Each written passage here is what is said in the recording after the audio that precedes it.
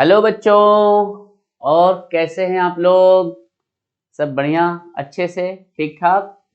तो ठीक है बच्चों, देखिए हम लोग धीरे धीरे आगे बढ़ रहे हैं और आज हम लोग क्लास 10th के सेकंड चैप्टर एसिड, बेस और साल्ट के सेकंड वीडियो को बना रहे हैं आज हम लोग और चर्चा करेंगे।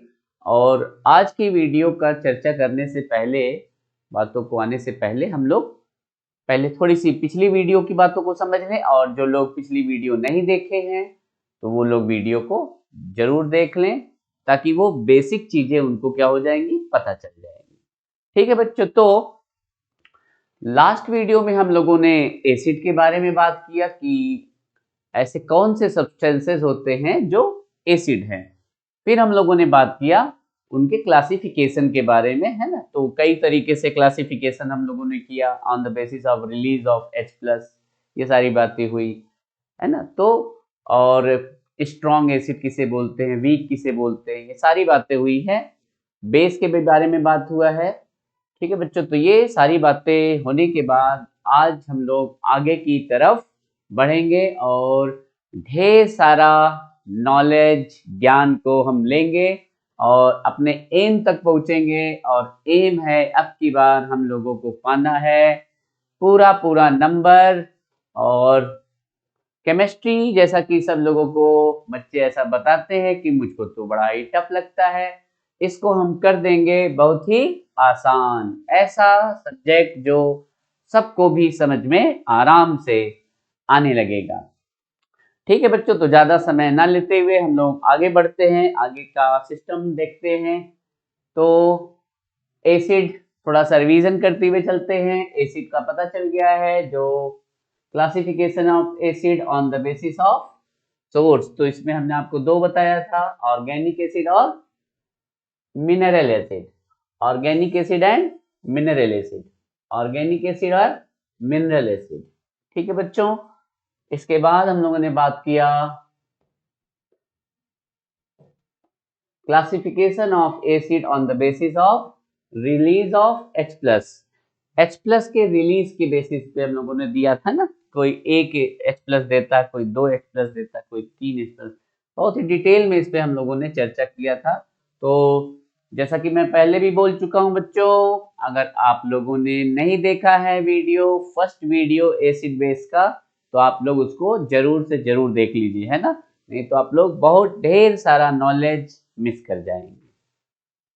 On the basis of degree of dissociation के बारे में, और इसके बारे में बात किया। कॉमन कुछ एग्जांपल्स लिया हम लोगों ने।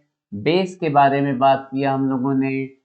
क्लासिफिकेशन ऑफ बेस के बारे में थोड़ा सा हम लोग लेते हुए चलते हैं।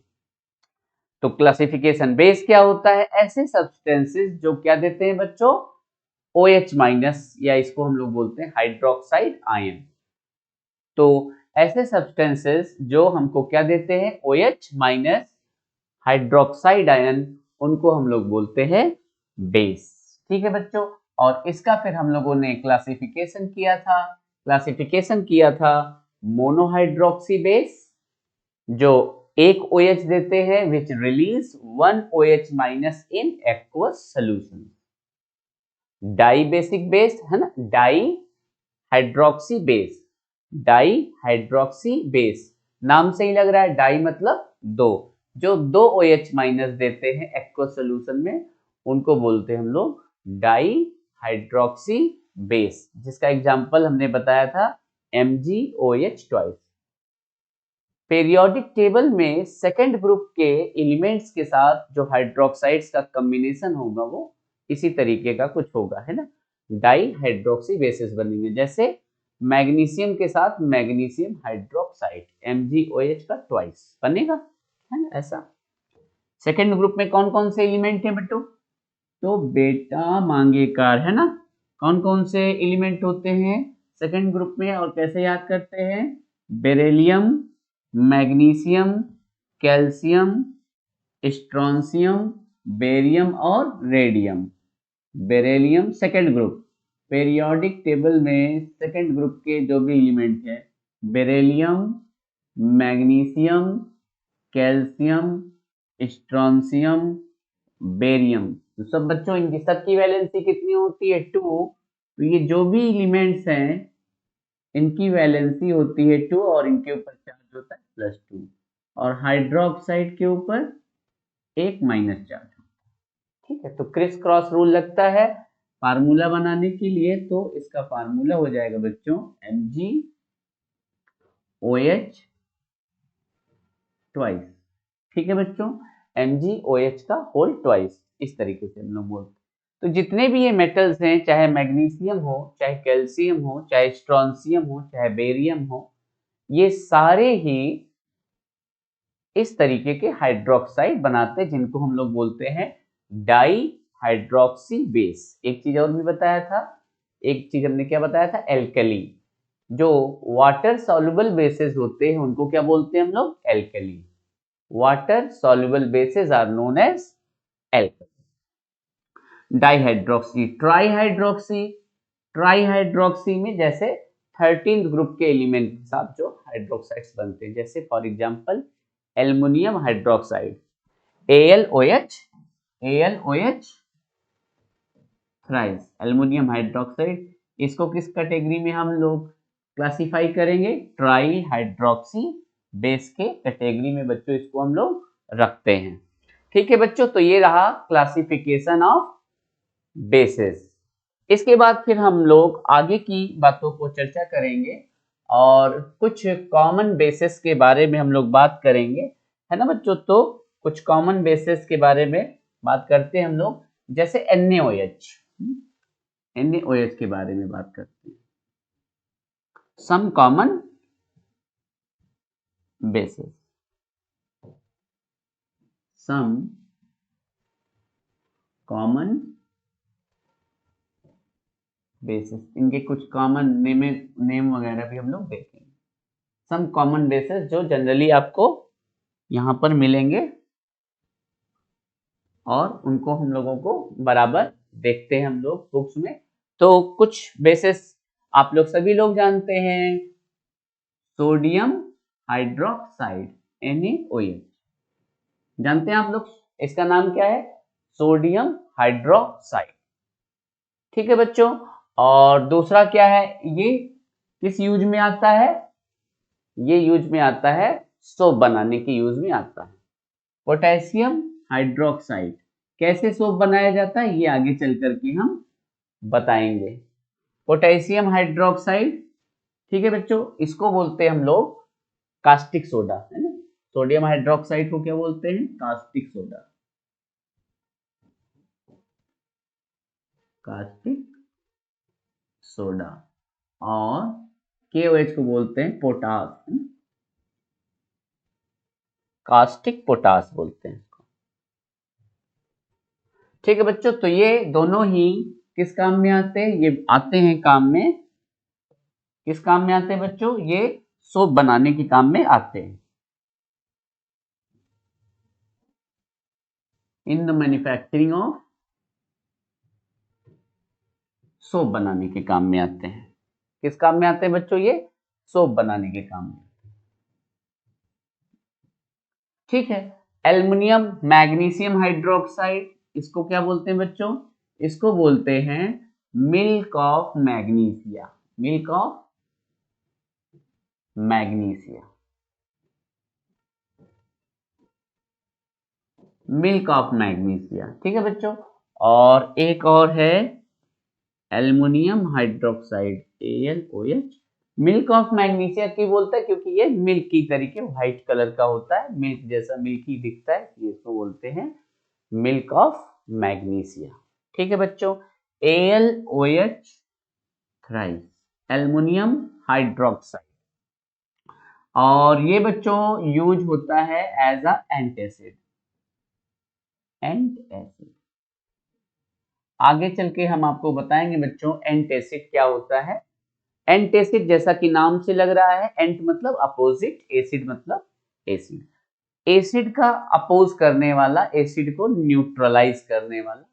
तो ये एक तरीके के जो है मेडिसिन होते हैं, जो जब हमको एसिडिटी हो जाता है ना, जब हमारे स्टमक से कभी कभी हाइपर एसिडिटी एक्टिविटी होती है, एसिड की मात्रा ज़्यादा हो जाती है, HCl ज़्यादा रिलीज हो जाता है, या कुल मिलाकर हम समझें तो हमको एसिडिटी हो जाती है। एक्सेस एसिड को न्यूट्रलाइज करने के लिए हम कुछ बेसिक सॉल्यूशंस डॉक्टर्स उसको रेकमेंड करते हैं और उसी प्रिपरेशन को बोलते हैं एंटासिड। और उस एंटासिड में किसका घोल होता है? Solution of dilute solution of magnesium hydroxide and aluminium hydroxide. ये बेसिस करते क्या है? ये एक्सेस HCl को, एक्सेस एसिड को न्यूट्रलाइज करते हैं।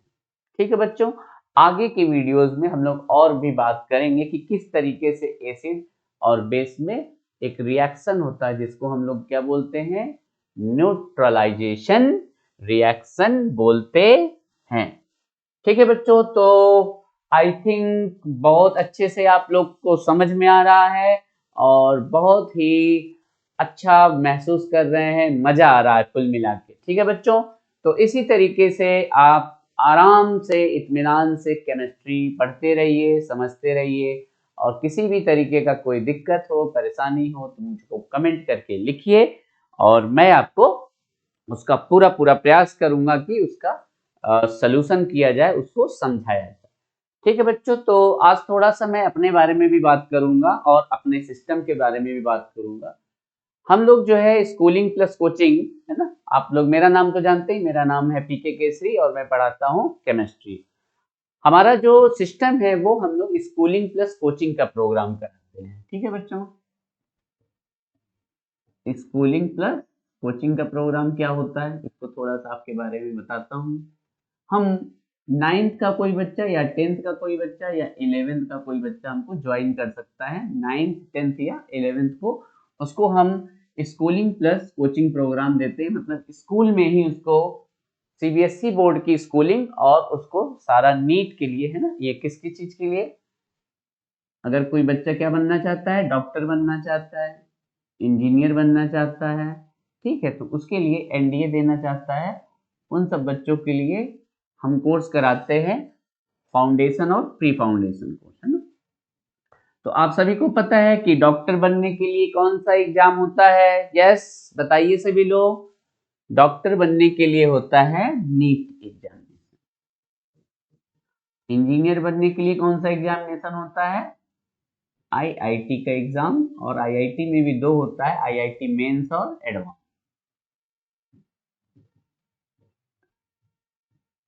और NDA का एग्जाम होता है। ठीक है बच्चों, तो बच्चों इस तरीके से हम लोग बच्चों को 9th लेवल से ही प्री फाउंडेशन और फाउंडेशन लेवल का पढ़ाते हैं और उनको प्रिपरेशन कराते हैं कि बोर्ड के साथ साथ वो कॉम्पिटिटिव लेवल पे भी अच्छे से वर्क करके प्रॉपर तरीके से तैयारी करें और सिलेक्शन लें। तो ये हम लोग यहाँ पर प्रयागराज में कराते हैं और स्कूल में ही पढ़ाते हैं सारा सिस्टम, और उसकी फीस भी हम लोग बहुत ही कम रखते हैं, बहुत ही रिजनेबल फीस होती है। 9th की फीस 2000, और इसी तरीके से सारा सिस्टम रहता है। कोई भी नॉर्मल स्कूल में जो फीस होती है उससे भी थोड़ा कम ही रहता है हम लोगों का फीस। और हम लोग प्रयास करते हैं कि कोई भी मीडियम बच्चा है और कोई भी जो बहुत फाइनेंशियली बहुत ज़्यादा स्ट्रांग नहीं है, वो हम लोगों से पढ़ करके सिलेक्शन ले सकता है। और ये हमारा सिस्टम है और इस तरीके से हम अपने सिस्टम पे वर्क कर रहे हैं ताकि हम उन सिंसियर बच्चों को जो डॉक्टर बनना चाहते हैं, इंजीनियर बनना चाहते हैं, ठीक है बच्चों, IIT निकालना चाहते हैं, ठीक है, और अपने कैरियर को अच्छा बनाना चाहते हैं, शुरू से ही गाइडलाइंस वो ले सकते हैं। ठीक है बच्चों, तो ये सारी चीजें हम लोग कर रहे हैं और इसके लिए आप लोग हम लोगों से जुड़ सकते हैं। और मैं आपको एक नंबर देता हूं, आगे चल करके ये नंबर चेंज करेंगे, अभी हम ये नंबर आपको दे रहे हैं। आप हमसे जो है इस नंबर पे बात करके इस सिस्टम से जुड़ सकते हैं, 9839184888, और इस नंबर पे बात करके आप इस सिस्टम को समझ सकते हैं कि किस तरीके से हम लोग प्रॉपर तरीके से वर्क करते हैं 9th लेवल से ही बच्चों के साथ, और 4 साल वर्क करते हैं 9th 10th 11th 12th, और प्रॉपर तरीके से सारे सब्जेक्ट्स को उनको पढ़ा करके सिलेक्शन के लिए तैयार करते हैं। ठीक है बच्चों, तो ये हमारा लोग का वर्क है और इस पे जो है आप फोन करके सारी बातों को जो है समझ भी सकते हैं। ठीक है, तो बच्चों, तो ये तो हमने थोड़ा सा अपने बारे में बताया है कि इस तरीके से किस तरीके से हम लोग या हमारा सिस्टम या हमारी टीम काम कर रही है। आगे चल करके मैं अपने और भी टीम मेंबर से और भी टीचर से आप लोगों को बिल्कुल मिलवाऊंगा। ठीक है बच्चों, तो चलिए हम लोग देखते हैं आगे, क्योंकि आगे पढ़ाई का भी चलना चाहिए आगे। ठीक, तो आगे आता है हमारा एक टॉपिक है, बहुत ही प्यारा सा टॉपिक है और इसको थोड़ा सा हमको अच्छे से समझना पड़ेगा। और टॉपिक का नाम है इंडिकेटर्स। इंडिकेटर्स जैसा कि नाम से लग रहा है, इंडिकेट का मतलब होता है सूचना देना। ठीक है बच्चों, तो ये ऐसे सब्सटेंसेस होते हैं जो एसिड में अलग कलर देते हैं और बेस में अलग, अपने जो है कलर चेंज से ये सूचना देते हैं, इंडिकेट करते हैं कि फला सॉल्यूशन क्या है। ठीक है बच्चों, तो ये है indicator which change their colour in acid और बेस। ठीक है बच्चों, तो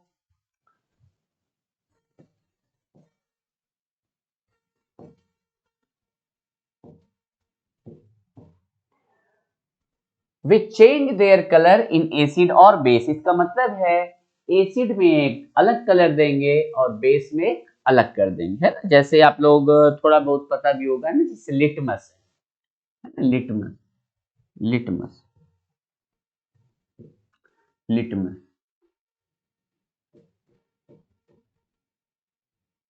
लिटमस एक सब्सटेंस है और केमिकल सब्सटेंस है। अब ये एसिड के साथ अलग कलर देता है। कोई बताएगा बच्चों कि एसिड में ये कौन सा कलर देता है? एसिड में कौन सा कलर देता है? यस, एसिड में ये देता है लिटमस। लिटमस लिटमस एसिड में रेड कलर देता है। ठीक है बच्चों, और बेस में कौन सा कलर देता है? बेस में ये ब्लूइश कलर या पर्पल कलर देता है।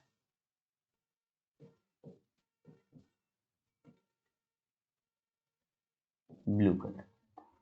ठीक है बच्चों, तो ये एक तरीके का क्या है? इंडिकेटर है।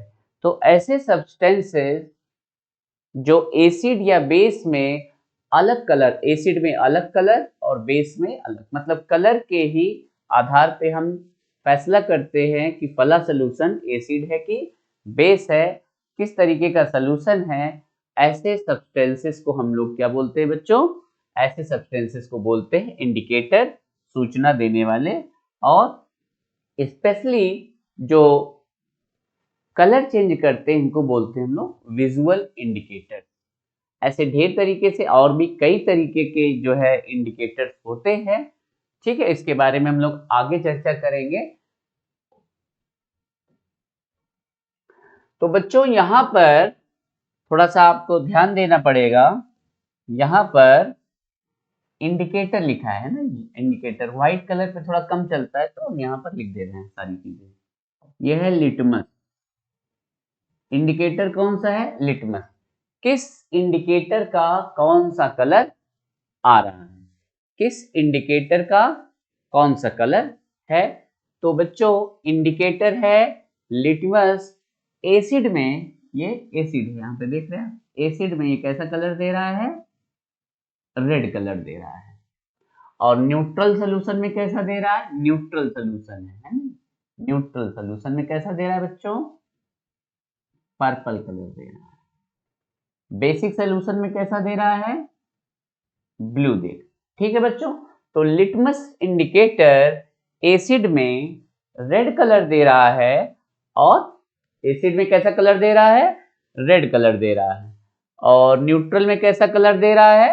Purple colour. बेसिक में कैसा दे रहा है? Blue colour. तो अलग अलग सॉल्यूशंस में अलग अलग तरीके का कलर है। तो इसके हम कलर को देख करके ही पहचान सकते हैं, है ना। जैसे लिटमस है, अगर हमने एसिड में डाल दिया, मतलब उसको हमने डाला और वो रेडिश कलर में हो गया तो इसका मतलब वो सोल्यूशन कैसा है, एसिडिक है। अगर वो ब्लूइश हो गया तो कैसा सोल्यूशन है, वो समझ लीजिए बेसिक सोल्यूशन। फेनोल्फथलीन,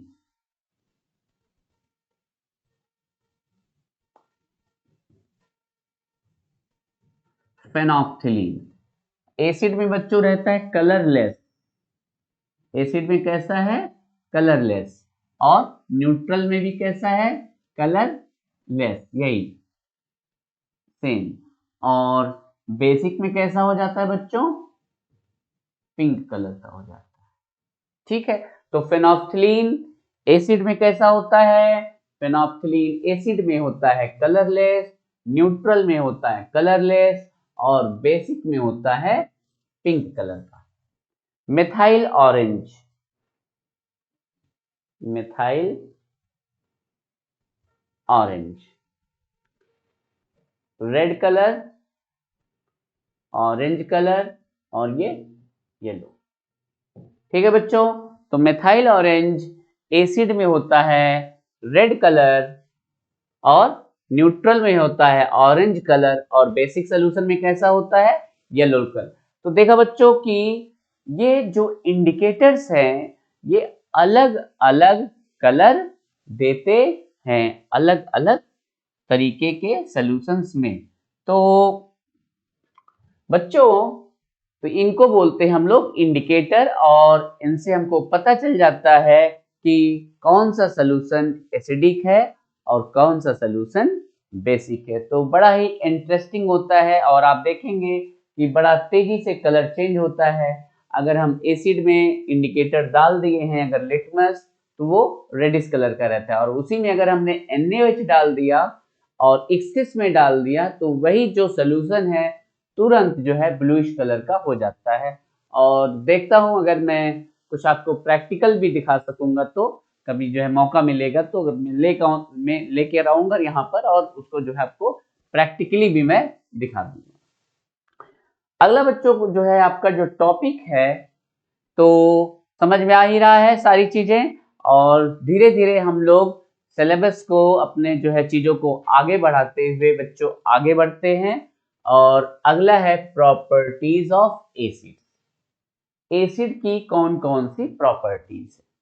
ठीक है, तो सबसे बड़ी बात है, कुछ बातें तो अब हम लोग जान ही गए हैं। जैसा सबसे पहला बात है कि एसिड कैसा होता है, टेस्ट में सॉर होता है, खट्टा होता है। कोई भी चीज अगर खट्टी लग रही है तो हम कह सकते हैं कि उसमें एसिड है ना। जैसे हम लोग लेमन खाते हैं, है ना, और कच्चा आम है।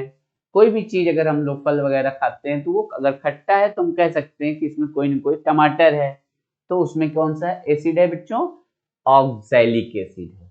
ठीक है, तो इस तरीके से इमली है, टैमेरिंड है, उसमें कौन सा एसिड है, टार्टरिक एसिड है, तो कह सकते हैं सॉर इन टेस्ट। तो एसिड की प्रॉपर्टीज सॉर इन टेस्ट हो गया। और बच्चों बताइए, ठीक है, और क्या है ये, एक्वस सोल्यूशन में क्या देता है, एक्वस सोल्यूशन में देता है H प्लस और H3O प्लस देता है। ठीक है, तो ये तो कुछ ऐसे बातें थी। अब इनका केमिकल प्रॉपर्टीज देखते हैं। केमिकल प्रॉपर्टीज का पहला रिएक्शन होता है reaction with metals.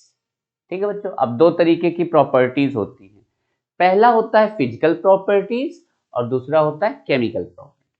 Physical properties क्या होती है, जो हम अपनी सेंस ऑर्गन से पता कर लेते हैं ना, जैसे कलर हो गया, ऑर्डर हो गया, ठीक है, सॉल्युबिलिटी हो गई, मेल्टिंग पॉइंट, बॉइलिंग पॉइंट। तो ये सब किस में आते हैं बच्चों, फिजिकल प्रॉपर्टीज में आते हैं। केमिकल प्रॉपर्टीज में कैसे, अपने एसिड का या जिस चीज की हम स्टडी कर रहे हैं उनका हम डिफरेंट डिफरेंट सब्सटेंसेस से रिएक्शन जब कराते हैं, अलग अलग तरीके से वो दूसरे केमिकल्स के साथ वो बिहेवियर करते हैं, या जिस तरीके का भी रिएक्शन करते हैं, जो उनका अदर केमिकल के साथ जो रिएक्शन देखते हैं तो उसको बोलते हैं हम लोग केमिकल प्रॉपर्टी। और यहाँ पर सबसे पहले हम रिएक्शन करा रहे हैं किसके साथ बच्चों, मेटल्स के साथ। तो मेटल डाइल्यूट एसिड के साथ, एसिड कोई भी ले लीजिए आप, सपोज करिए HCl ले लिया, तो ये क्या बनाता है, दो चीजें बनाता है, मेटल का सॉल्ट बनाता है, मेटल सॉल्ट MCl मान लीजिए, और हाइड्रोजन गैस रिलीज करता है ऐसा। तो बच्चों मेटल डाइल्यूट एसिड से रिएक्शन करेगा और हाइड्रोजन गैस को डिस्प्लेस करेगा। इसको एक जगह और भी देख चुके हम लोग, कहां पर देखे हम लोग, कहां पर देखा हम लोगों ने, इसको हम लोगों ने देखा है डिस्प्लेसमेंट रिएक्शन में, है ना, कि जो एक्टिव मेटल्स होते हैं वो डाइल्यूट एसिड से हाइड्रोजन को रिलीज करते हैं, हाइड्रोजन गैस रिलीज करते हैं वहां पर हम लोग। और जो लोग डिस्प्लेसमेंट रिएक्शन नहीं समझ पा रहे हैं वो फर्स्ट चैप्टर का वीडियो देख डालें, क्योंकि देखिए बच्चे मैंने आपको एक बार पहले से ही बताया कि जो साइंस है वो सीढ़ी की तरीके है, इसका मतलब है एक चीज दूसरी चीज से जुड़ी हुई है, ठीक है। तो आप सारी फर्स्ट चैप्टर की सारी वीडियोस को देख लीजिए, उसमें सभी टाइप्स के रिएक्शंस के बारे में, कॉम्बिनेशन रिएक्शन, ठीक है बच्चों, डिकम्पोजिशन रिएक्शन, डिस्प्लेसमेंट रिएक्शन, ये सारी बातें उसमें की गई हैं। तो यहाँ पर हम लोग कुछ एग्जांपल्स लेते हुए, तो आयरन का एग्जांपल ले लेते हैं, आयरन प्लस डाइल्यूट HCl, कराइए रिएक्शन, तो क्या होगा बच्चों, FeCl2 प्लस हाइड्रोजन गैस, ठीक है। और रिएक्शन कराइए, जिंक का करा दीजिए, किसके साथ, डाइल्यूट एसिड के साथ करा दीजिए, बैलेंस करना है ना, तो बैलेंस करना है तो इसको ऐसे कर लेते हैं, डाइल्यूट यहाँ लिख देते हैं डाइल्यूट, और यहाँ पर लिख देते हैं 2 टाइम्स, हो गया बच्चों बैलेंस। बैलेंस करना भी हमने आपको फर्स्ट चैप्टर में केमिकल रिएक्शंस एंड इक्वेशंस में सिखाया है बच्चों, और बहुत ही आराम से सिखाया है, एकदम कूल होकर के आप सीख सकते हैं उस चीज को।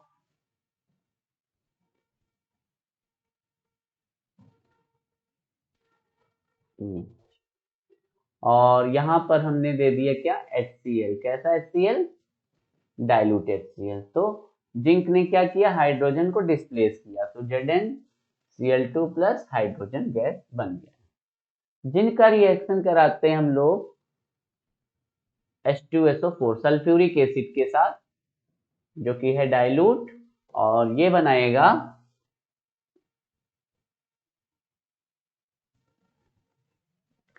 और ये क्या बनाएगा बच्चों, जिंक क्या करेगा, हाइड्रोजन को डिस्प्लेस करेगा और बनाएगा salt ZnSO4 plus hydrogen gas.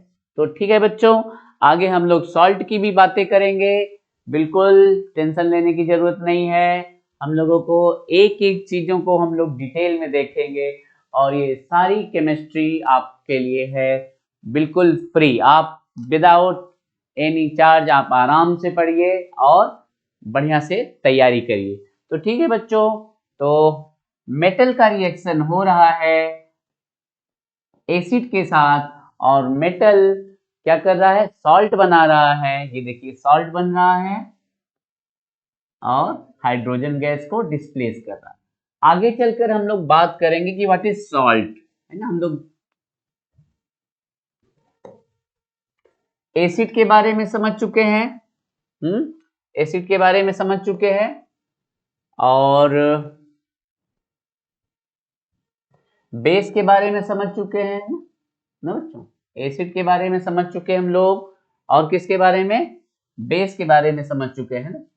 थोड़ा सा बता देते हैं सॉल्ट क्या होता है, एसिड के बारे में समझ लिया, बेस के बारे में समझ लिया, सॉल्ट के बारे में भी, अभी मैं सॉल्ट सॉल्ट माल 2-3 बार बोला हूं ना, तो हो सकता है कुछ लोग थोड़ा सा नहीं समझ रहे होंगे, तो सॉल्ट क्या होता है इसके बारे में थोड़ा सा डिस्कशन कर लेते हैं। एसिड क्या होता है, जो H प्लस देता है, एक्वस सोल्यूशन में जो H प्लस देता है, ठीक है बच्चों। एक एग्जांपल ले लीजिए, फॉर एग्जांपल HCl, HCl को पानी में डालेंगे हम और हमको मिलेगा H प्लस और Cl माइनस, ठीक है, कोई दिक्कत नहीं है। बेस क्या होता है, ऐसे सब्सटेंसेस जो एक्वस सोल्यूशन या पानी में क्या देते हैं बच्चों, OH माइनस देते हैं ना, जैसे हमने एग्जांपल ले लिया NaOH। ये तो हम लोग इस चैप्टर में पढ़ ही रहे थे, Na plus plus OH minus. ठीक है बच्चों, ये समझ में आ गया है, क्लियर है, बिल्कुल सही। अब सॉल्ट क्या होता है, ये तो दो चीज हमने क्लियर कर दिया, एसिड जो H प्लस दे, बेस जो OH माइनस देता है एक्वस सोल्यूशन। तो सॉल्ट क्या होता है, ऐसे सब्सटेंसेस, ऐसे स्पीसीज जो एक्वस सोल्यूशन में कैटायन दे, कैटायन का मतलब बच्चों, कैटायन, कैटायन का मतलब पॉजिटिव आयन, पॉजिटिव, और क्या दे, एनायन भी दे, एनायन का मतलब negative ion, accept positive ion, accept H plus, negative ion accept OH minus. ये देखिए क्यों, क्योंकि अगर कोई सब्सटेंस अगर H प्लस दे देगा तो उसको हम लोग क्या बोलते हैं, एसिड। कोई ऐसा सब्सटेंस जो OH माइनस देगा उसको क्या बोलते हैं, बेस बोल देते हैं। तो ऐसे सब्सटेंस जो कैटायन भी दे और एनायन भी दे, एक्सेप्ट H प्लस और OH माइनस ना दे, जो H प्लस और OH माइनस ना दे करके बाकी किसी भी कैटायन या एनायन को देता है, उसको हम लोग क्या बोलते हैं बच्चों, उसको बोलते हैं हम लोग सॉल्ट।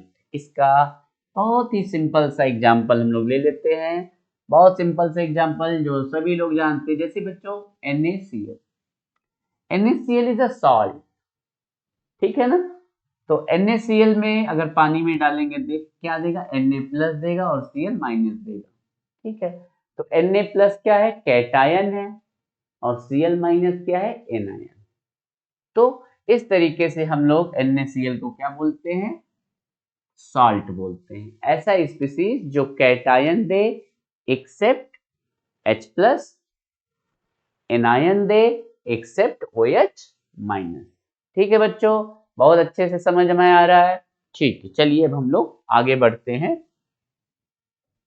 तो यहाँ पर जैसा कि बात हो रहा था कि ये सॉल्ट की बात आ गई थी ना, तो सॉल्ट की बात आ गई थी, तो इसलिए हमने आपको सोचा कि थोड़ा सा डिटेल में सॉल्ट के भी बारे में बताते, वैसे तो आगे हमको बताना ही है। तो कोई भी मेटल एसिड के साथ रिएक्शन करके मेटल सॉल्ट बनाता है और क्या बनाता है, हाइड्रोजन बनाता है। ठीक है बच्चों, तो फिर से एक बार, जिंक प्लस H2SO4 कैसा बच्चों, डाइल्यूट गेट्स ZnSO4। अब ये क्या है, जिंक सल्फेट क्या है बच्चों, ये है सॉल्ट। क्यों, क्योंकि ये डिसॉल्व होने पर ये जिंक आयन देगा और क्या देगा बच्चों, सल्फेट आयन देगा, ठीक है। इसलिए ये क्या है, सॉल्ट है। तो ये देखिए क्या है, सॉल्ट देता है और क्या देता है, हाइड्रोजन देगा, हाइड्रोजन गैस रिलीज हो जाए। ठीक है बच्चों, तो ये बिल्कुल ही समझ में आ गया।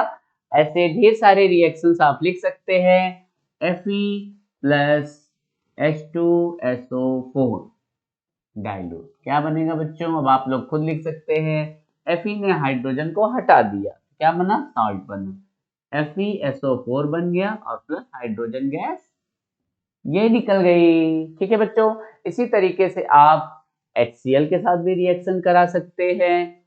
तो ये है हमारा मेटल के साथ रिएक्शन।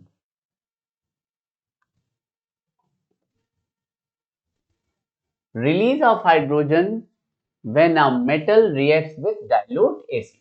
ठीक है बच्चों, तो ये हम लोगों ने कर ही लिया, और आगे बढ़ते हैं हम लोग, action with metal oxides. Yes, थोड़ा सा इसके बारे में हम लोग चर्चा करते हैं, मेटल के ऑक्साइड। पहले मेटल ऑक्साइड देखते हैं, मेटल ऑक्साइड क्या होता है, मेटल ऑक्साइड।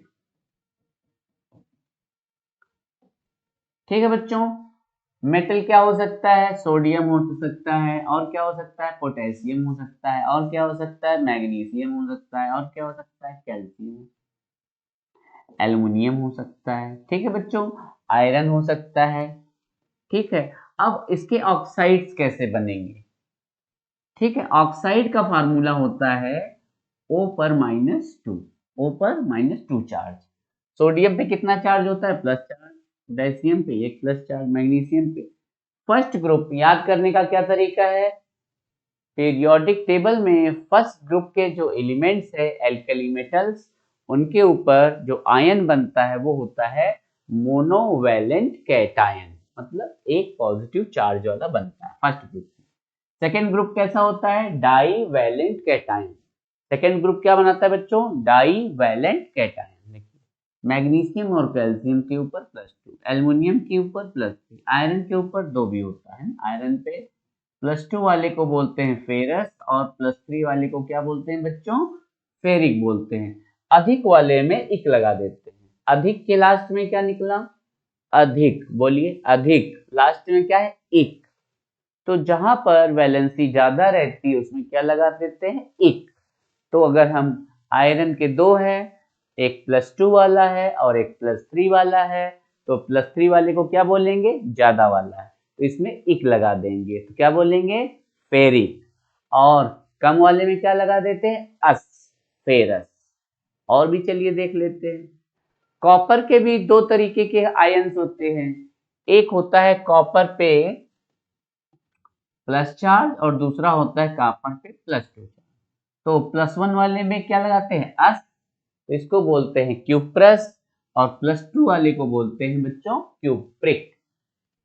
इसको बोलते हैं क्यूप्रस और इसको बोलते हैं क्यूप्रिक। +2 वाले को क्या बोलेंगे? अब आप लोग बताइए क्या बोलेंगे? फेरस। और ज्यादा वाला है, ज्यादा वाले को क्या बोलेंगे? फेरिक। इक। ज्यादा वाले में क्या लग गया बच्चों? इक लग गया। अधिक वाले में क्या लग जाता है? इक लग जाता है। तो इस तरीके से बच्चों मेटल के ऑक्साइड्स बना रहे हैं ना, मेटल के ऑक्साइड्स। तो इसका मतलब है मेटल के ऑक्साइड्स का नेचर अब थोड़ा सा देखते हैं, मेटल के ऑक्साइड्स का नेचर कैसा है। और फिर आपको रिएक्शन रटना नहीं पड़ेगा, हम समझ करके ही रिएक्शंस को कर सकते हैं।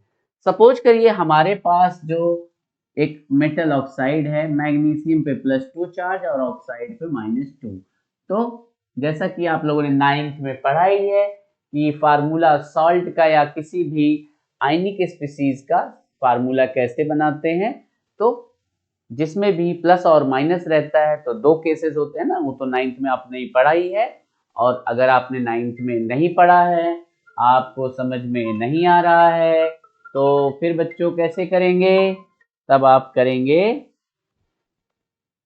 9th की वीडियोस को आप देख लेंगे। तब आप क्या करेंगे बच्चों?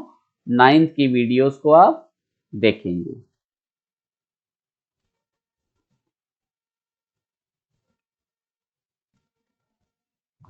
ठीक है बच्चों, तो 9th की वीडियोस को अगर देखेंगे, अगर आपको फार्मूला बनाना नहीं आ रहा है, वो अभी मैं 10th की वीडियो बनाने के बाद सारी 9th की वीडियोस को भी अपलोड कर दूंगा। ठीक है, तो इसका फार्मूला क्या बनेगा बच्चों? MgO।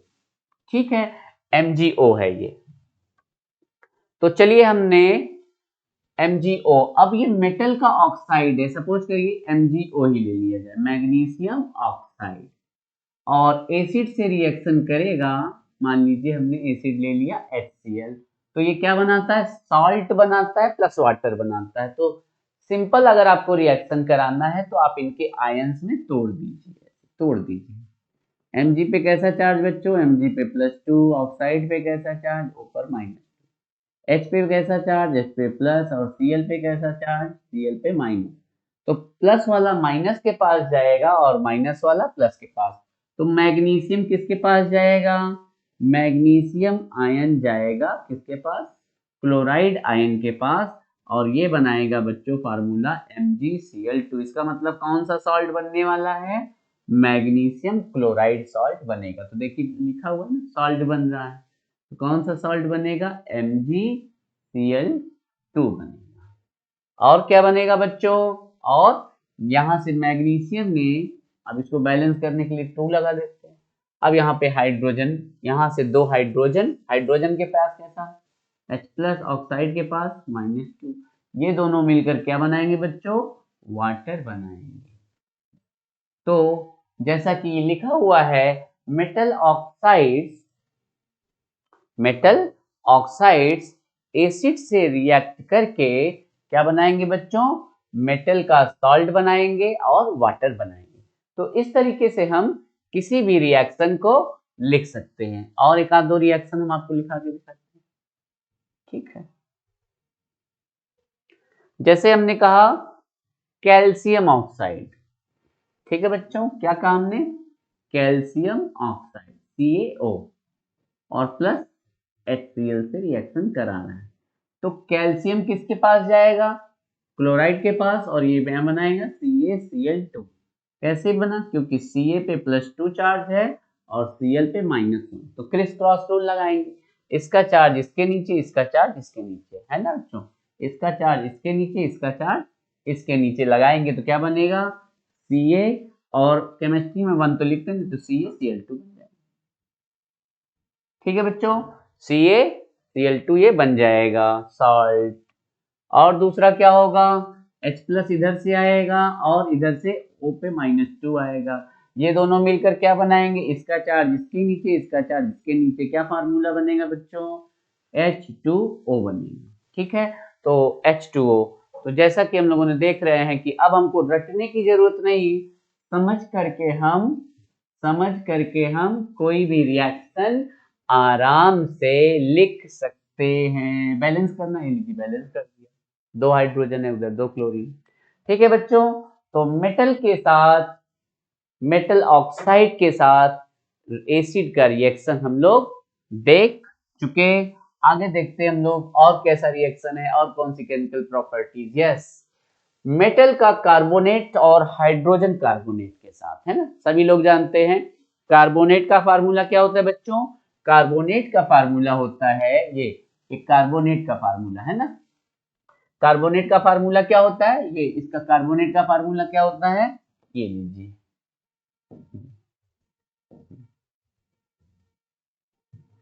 कार्बोनेट का फार्मूला होता है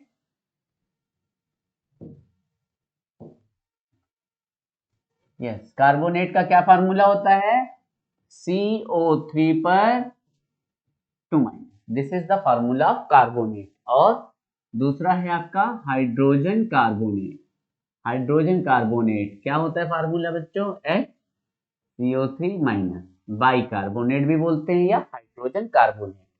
तो मेटल कार्बोनेट और मेटल बाई कार्बोनेट के साथ रिएक्शन हम लोग कराएंगे, ठीक है बच्चों। तो इसमें मेटल कार्बोनेट एसिड के साथ रिएक्शन करके सॉल्ट बनाता है, वाटर बनाता है, और क्या बनाएगा, इसमें एक्स्ट्रा क्या बन रहा है, क्योंकि कार्बोनेट में क्या है बच्चों, ये देखो CO3 कार्बन है, ऑक्सीजन है, तो यहाँ पर स्पेशली कार्बोनेट और बाइकार्बोनेट में क्या निकलता है, कार्बन डाइऑक्साइड गैस निकलती है। कौन सा गैस निकलता है बच्चों, कार्बन डाइऑक्साइड गैस निकलती है, ये देखिए। चलिए इसका एग्जांपल ले लेते हैं हम लोग, मेटल कार्बोनेट MgCO3 ले लेते हैं, और एसिड ले लिया जाए HCl ले लीजिए, चलिए ठीक है HCl ले लीजिए।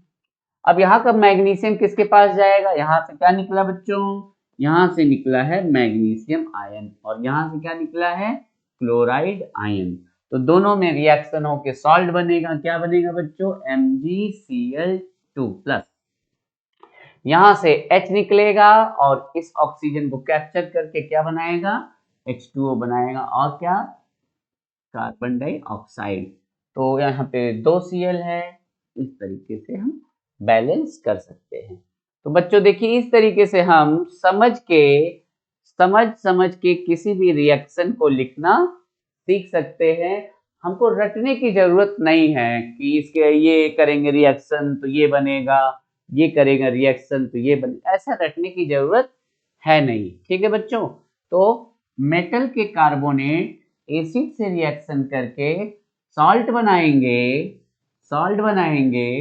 वाटर बनाएंगे, और क्या बनाएंगे बच्चों, कार्बन डाइऑक्साइड बनाएंगे।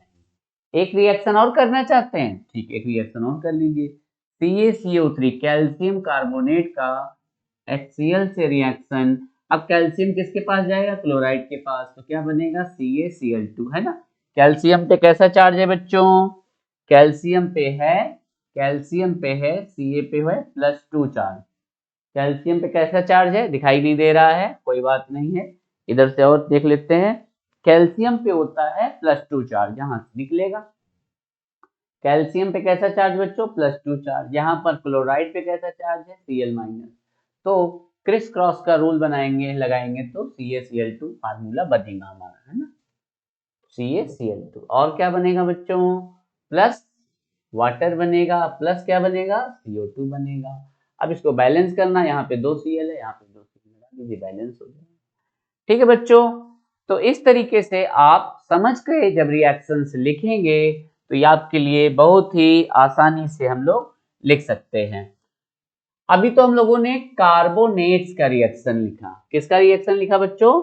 कार्बोनेट्स का रिएक्शन लिखा हम लोगों ने, कार्बोनेट्स का रिएक्शन लिखेंगे। अब क्या रिएक्शन लिखेंगे हम लोग? बाइकार्बोनेट का। तो बाइकार्बोनेट भी क्या करते हैं? बाइकार्बोनेट एसिड के साथ रिएक्शन करके ये क्या देते हैं? ये भी देते हैं salt plus water plus carbon dioxide देते हैं। तो बाइकार्बोनेट, मेटल बाइकार्बोनेट, तो बाइकार्बोनेट का जैसे मैंने की फार्मूला बताया HCO3-। ठीक है, तो चलिए हमने ले लिया सोडियम बाइकार्बोनेट NaHCO3। इसको हम बाइकार्बोनेट भी बोल सकते हैं। अभी दूसरा नाम क्या है इसका? हाइड्रोजन कार्बोनेट भी बोलते हैं, हाइड्रोजन कार्बोनेट, दोनों हम बोल सकते हैं, हाइड्रोजन कार्बोनेट। ठीक है बच्चों, तो सोडियम बाइकार्बोनेट लिया। अब क्या लेंगे इसके साथ? हम लेंगे एसिड, क्योंकि हम एसिड की पढ़ाई कर रहे हैं इस चैप्टर में। तो यहां से क्या निकलेगा बच्चों? सोडियम निकलेगा। सोडियम पे कितना चार्ज? Na पे प्लस चार्ज है। Cl पे कैसा चार्ज? Cl पे माइनस चार्ज है। तो क्या बना बच्चों? NaCl बन गया। ठीक है, अब क्या बनाएंगे? NaCl बन गया। इधर से हाइड्रोजन निकलेगा और यहां से H हाइड्रोजन, यहाँ एक ऑक्सीजन लेकर क्या बनाएगा बच्चों? H2O। और क्या निकल गया? कार्बन डाइऑक्साइड गैस रिलीज हो रही है। तो इससे हम कह सकते हैं मेटल और नॉन मेटल्स का एसिड के साथ रिएक्शन होने पर सॉल्ट बनता है, वाटर बनता है और स्पेशली क्या निकलता है? कार्बन डाइऑक्साइड गैस भी बनती है। ठीक है बच्चों, आई थिंक आप लोगों को बहुत ही अच्छे से समझ में आ रहा है, चीजों को आपको समझ में आ रहा है। तो हम लोग आगे बढ़ते हैं। ठीक, तो मेटल का रिएक्शन, अभी हम लोगों ने एसिड का रिएक्शन देख रहे थे बच्चों, तो अच्छे से समझ में आ रही है चीजें, सारी चीजें बढ़िया चल रही हैं। तो मैं आज का वीडियो यहीं पर खत्म करता हूं। आगे इसके आगे के बहुत ही अच्छे अच्छे टॉपिक्स है ना, एसिड की बेसिसिटी, बेस की एसिडिटी, बेसिस के रिएक्शन, न्यूट्रलाइजेशन रिएक्शन, पीएच की बातें और बहुत सारे अच्छे अच्छे टॉपिक्स हैं इसमें, जो कि हम लोग देखेंगे नेक्स्ट वीडियो में। और मैं भी ये भी चाहता हूँ कि बहुत लंबी लंबी वीडियोस ना बने, है ना, क्योंकि बच्चे थोड़ा बोर हो जाते हैं। इसमें कोई दिक्कत वाली बात नहीं है, आप लोग उसको रोक दिए। देखिए YouTube में खासियत सबसे अच्छा कि हम अपने हिसाब से, अगर टीचर थोड़ा स्लो पढ़ा रहा है तो उसको हम फास्ट कर सकते हैं, फास्ट पढ़ा रहा है तो स्लो, जो कि ऑफलाइन क्लासेस में ऐसा नहीं हो पाती है ना। सर अगर तेजी से पढ़ा रहे हैं तो हो गया, वो तो क्लास निकल गई, नहीं समझ में आया या कम समझ में आया। स्लो पढ़ा रहे हैं, लेकिन यहाँ पर YouTube में ऐसी सुविधा है, ऐसा यहाँ पर सिस्टम है कि हम, कोई अगर स्लो चल रहा है तो हम फास्ट भी कर सकते हैं, फास्ट चल रहा है तो उसको हम स्लो कर सकते हैं, अपने हिसाब से मैनेज कर सकते हैं। ठीक है बच्चों, तो लाइक करते रहिए, सब्सक्राइब करते रहिए और अपने दोस्तों में, बाकी सब फ्रेंड्स में भी, ग्रुप्स में भी भेजते रहिए। और आप लोगों के इस प्यार के लिए और आप लोगों के इस सपोर्ट के लिए बहुत बहुत धन्यवाद। और मैं ऐसे ही फ्री में वीडियो आप लोगों के लिए बनाता रहूंगा। ठीक है बच्चों, तब तक के लिए बाय बाय।